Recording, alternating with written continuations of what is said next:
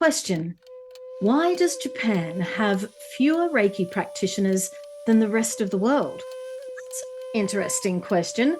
So, well, it's a smaller country. So, of course, that would come into that. Uh, there was an association that existed, and it still exists today. It was started in Mikao Usui's time, so the founder's time. But because of the Second World War, for example, where the headquarters in Tokyo was actually bombed and killed all the people who were in the headquarters at the time. I think the early 1900s, there was a lot of interest in hands-on healing work, meditation. It was considered quite normal for people to practice hands-on healing, to meditate, to recite poetry, especially the poetry of the emperor of the time, and to use these things as self-development tools. After the Second World War, so there was a dwindling away of the association that had existed in Japan.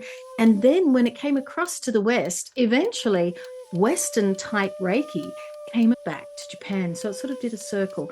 And there was lots of all different sorts of Reiki in Japan in the 80s and the 90s. There was dolphin Reiki and crystal Reiki and all sorts of Reiki.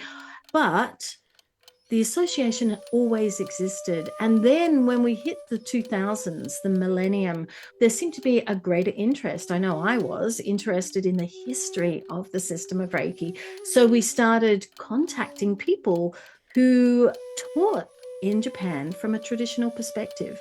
And that is slowly growing, but the association itself is still quite small, and the people there are quite elderly. It'll be interesting to see how it develops in the future. And hopefully, we can continue learning about the system from a Japanese perspective from people in Japan.